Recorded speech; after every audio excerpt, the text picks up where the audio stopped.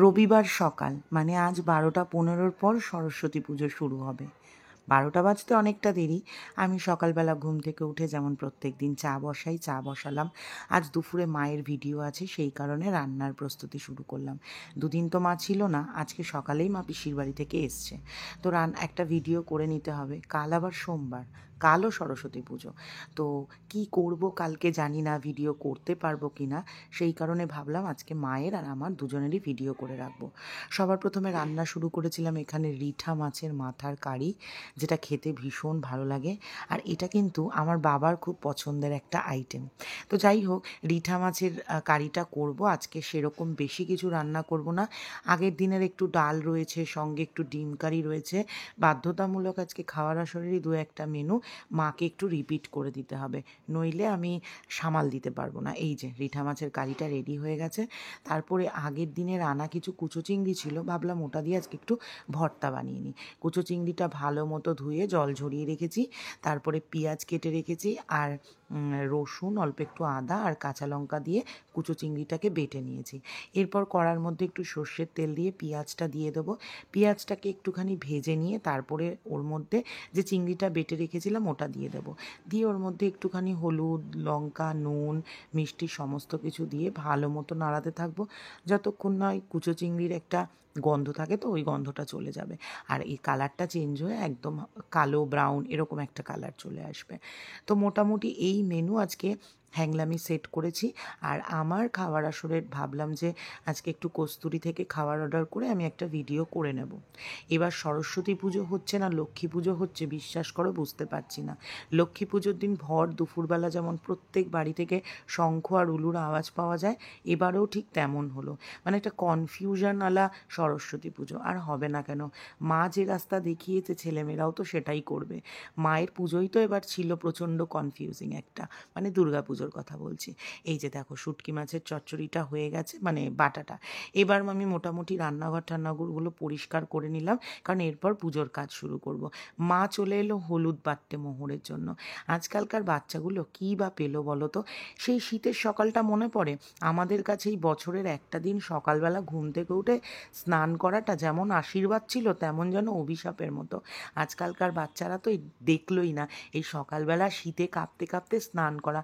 এখন তো সরস্বতী পুজোর সময় মোটামুটি গরম পড়ে যায়। এই যে মোহরকে গামছাটা গায়ে দিয়ে হলুদ মাখিয়ে দিচ্ছিলাম।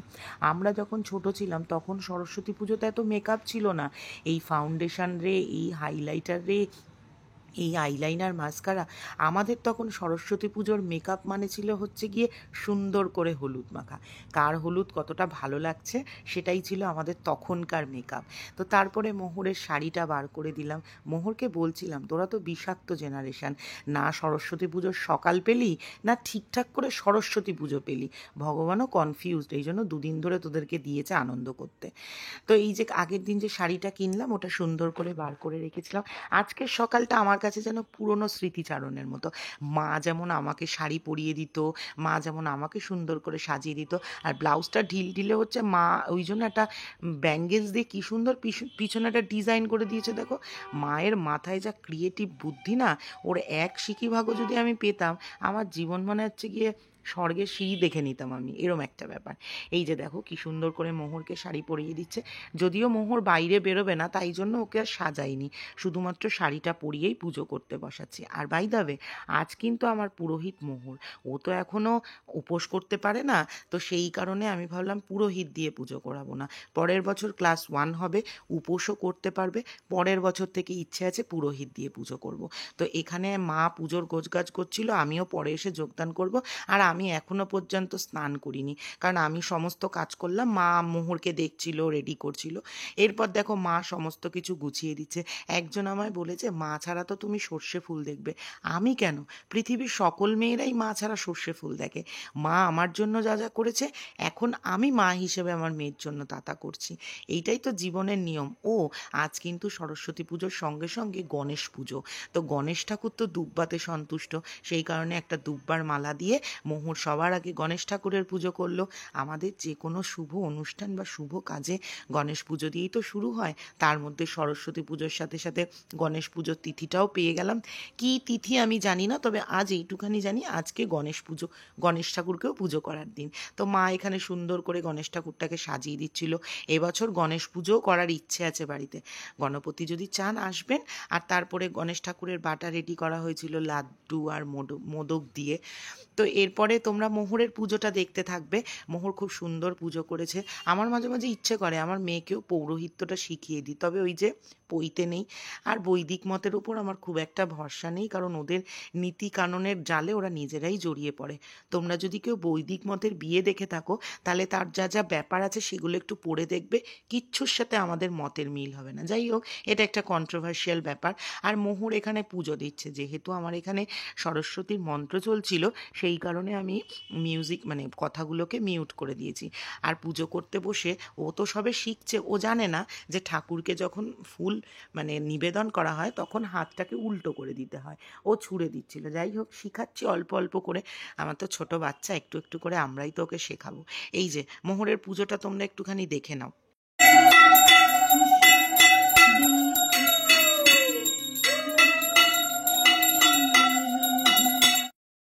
একটু ভয় পাচ্ছিলাম কর্পূরদানিটা দিতে, ভিডিওটা একটুখানি ফাস্ট করে দিয়েছে। ওই দেখো, ও উল্টো দিকে ঘোরাচ্ছে, বুঝতে পারছে না। ঠিক আছে, ও যখন সন্ধেবেলা সন্ধে আরতিও করে তখন না উল্টো দিকে ঘোরায়। ছোট মানুষ তো, ভগবান হয়তো এইভাবেই ওর পুজোটা নেবে। মা আবার একটু ঠিকঠাক করে দিচ্ছিল। একটু ভয় পাচ্ছিলাম কর্পূরটা নিয়ে, কিন্তু ও সামলে নিয়েছে।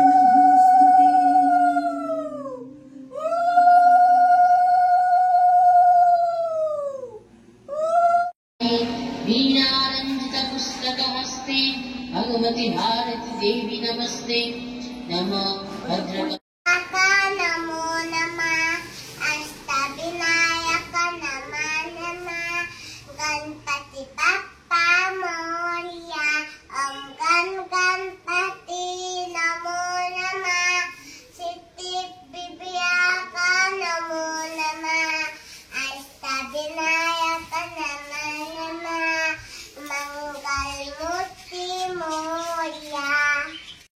প্রায় 3টে নাগাদ এখানে পুজো টুজো হয়ে যাওয়ার পরে মাকে ভিডিও করতে দিয়েছি আর মোহরকে ভাত খাওয়াচ্ছি।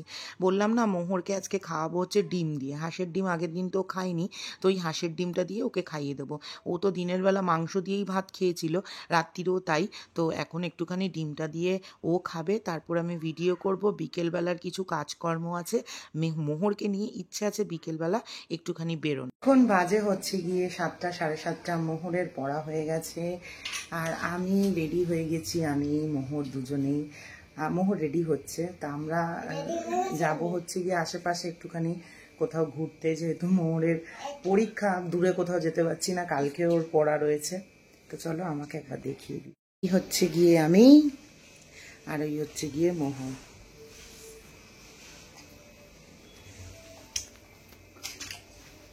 এখানে এই জিন্সটা পরেছি আর এই টপটা, এটা নীলাদ্রি দিয়েছে আমাকে। এটা তোমার, আমি না মিরার ভিডিও করতে পারি না, এটা আমাকে নীলাদ্রি দিয়েছে তোমার ইয়ের থেকে, মিশো থেকে অর্ডার করে। এটা এক সাইজ বড় দরকার ছিল। ঠিক আছে, নো প্রবলেম। চলো যাওয়া যাক। যাচ্ছি স্টার মল। তার আগে একটুখানি দাদার বাড়িতেও গেছিলাম, মেয়েকে একটুখানি ঘুরিয়ে নিয়ে এসেছিলাম। ও আসলে একটুখানি ও দাদাভাই দিদিভাইয়ের সাথে দেখা করতে চাইছিল, সেই কারণে একটুখানি নিয়ে গিয়েছিলাম ওখানে ঘোরাতে। তারপর ওখান থেকে বেরিয়ে চলে যাচ্ছিলাম স্টার মল। কি আর করা যাবে, আমাদের আশেপাশে এইটাই একটা জায়গা আছে। এখানে গিয়ে মোহর একটুখানি গাড়ি চলছিল, ও বেসিক্যালি যেতে চায় মলেই গাড়িটা চলার জন্য। যদিও স্টার মলে আমাদের প্লেগ্রাউন্ডের কার্ডটা রয়েছে, কিন্তু খেলতে চাইবে সে আমাদের সঙ্গে থাকবে, তাই আর কোনো দরকার ছিল না যাওয়ার। এরপরে ছিল খাওয়ার। 3জন 3টে আইটেম খাবো। সবার প্রথমে মোহর পিৎজা খাবে করছে, আর আমার না সত্যি কথা ডমিনোজের পিৎজা একদম ভালো লাগে না। এটা অফারে ছিল 179, মোহরের জন্য অর্ডার করেছিলাম। 4টে স্লাইস ছিল, মোহর 2টো খেয়েছে, একটা আমি খেয়েছি, একটা নীলাদ্রি খেয়েছে। সত্যি কথা বলছি, ডমিনোজের থেকে এই পিৎজাটা অসাধারণ ছিল। পিৎজা যেমন ভালো চিজ ছিল, পিৎজা ব্রেডটা ভীষণ ক্রাঞ্চি ছিল, ভীষণ ভালো লাগছিল খেতে। আমিও নিয়ে একটা ট্রাই করলাম। এবার তোমরা বলো না যে আজ তুমি ভিডিও করেছো আবার খাচ্ছ। আজকে আমার ছুটি, আজকে আমার খাওয়ার দিন খেয়ে নিলাম। কালকে থেকে আবার টানা 3 দিন আমি আবার ডায়েট করব, কারণ আজকে যেহেতু ভিডিও করেছি 2 দিন আমার ভিডিও করার নেই। এরপর চলে এসেছিলো KFC চিকেন, আর অল টাইম ফেভারিট আমাদের দুজনেরই, যদিও মোহর এটা খায়নি একদমই। সরস্বতী পুজোর টেস্টি স্টার পিৎজা অলরেডি খাওয়া হয়ে গেছে। এখন খাচ্ছি KFC chicken, fried chicken.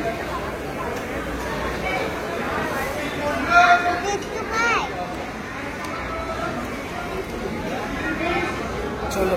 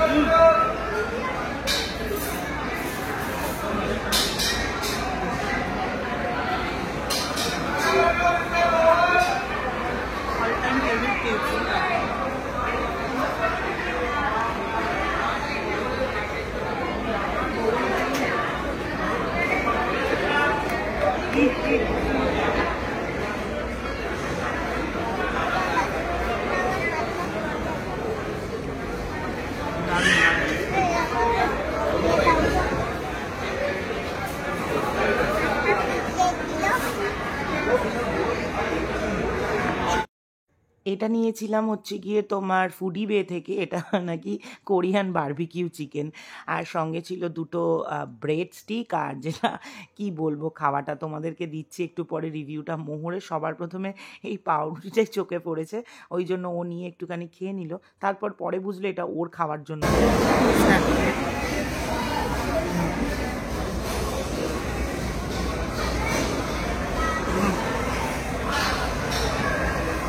Next item হচ্ছে বারবিকিউ কোরিয়ান চিকেন, সঙ্গে এখানে আছে ব্রেড, যেটা মোটেই ভালো খেতে না। এটা নাকি বারবিকিউ চিকেন, কোরিয়ান চিকেন, তাও আবার কোরিয়ান নাম বেগজে করে দিল।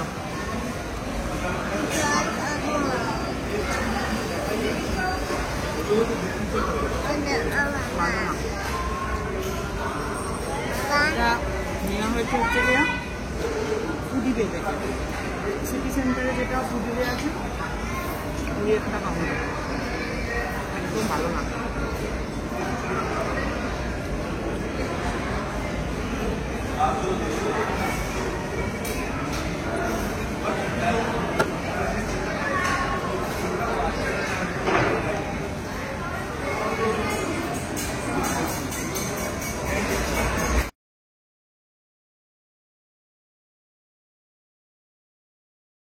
এটা অর্ডার করা হয়েছে মোহরের জন্য, ব্রাউনি উইথ আইসক্রিম, যেটা আমার আর মোহর দুজনেরই খুব পছন্দের, তাই তো শোনা?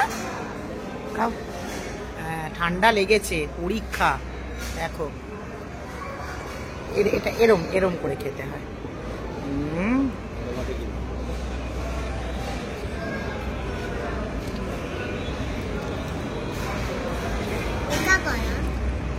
নিয়ে এরকম করে নিয়ে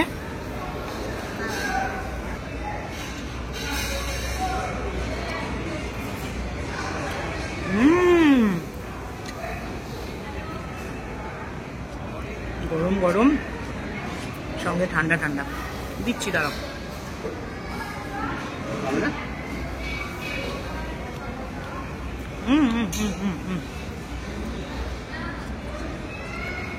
খাও।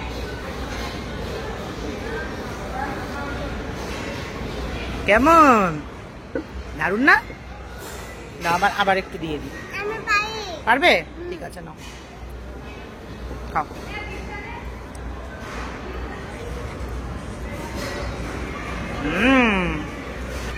এবার আমি একটু খাই।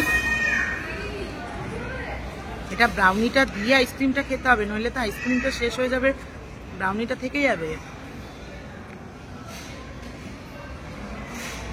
আহা, তুমি তো বড় চলো আজকের মতো খাওয়া দাওয়া পর্ব এখানেই শেষ, বাড়ি যাই। আহা, আমরা মনে হয় শুধু ভিডিও করার জন্য খাবার নিচ্ছি, এদিকে যেগুলো খেতে পাচ্ছি না নীলাদ্রি খাচ্ছে সব। এটা নাকি কোরিয়ান বারবিকিউ। যেমন ঠান্ডা লেগেছে তারপরেও আইসক্রিম খাচ্ছে।